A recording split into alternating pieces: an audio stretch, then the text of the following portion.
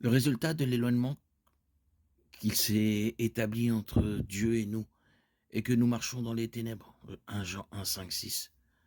Jean 12, 35. Jésus leur dit, la lumière est encore pour un peu de temps parmi vous. Marchez pendant que vous avez la lumière, de peur que les ténèbres ne vous surprennent.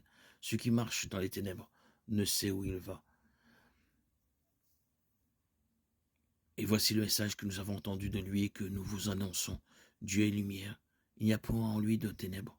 Si nous disons que nous sommes en communion avec lui, tandis que nous marchons dans les ténèbres, nous mentons et nous ne pratiquons pas la vérité. Étant éloignés de Dieu, nous n'avons aucun espoir de vie éternelle ou de pardon des péchés. Jean 3, 19, 20. Nos esprits éloignés sont remplis d'égoïsme et de méchanceté sans la puissance éclairante de la justice de Dieu pour les corriger.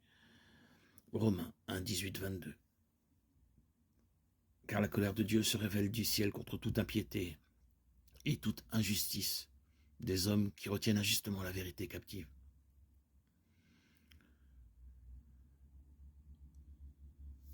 Car ce qu'on peut connaître de Dieu est manifeste pour eux parce que Dieu le leur a fait connaître.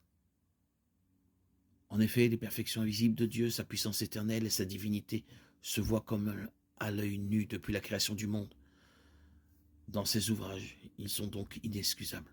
Car ayant connu Dieu, ils ne l'ont pas honoré comme Dieu et ne lui ont pas rendu grâce. Mais ils se sont égarés dans de vains raisonnements et leur cœur, sans intelligence, a été plongé dans les ténèbres. Se prétendant sages, ils sont devenus fous.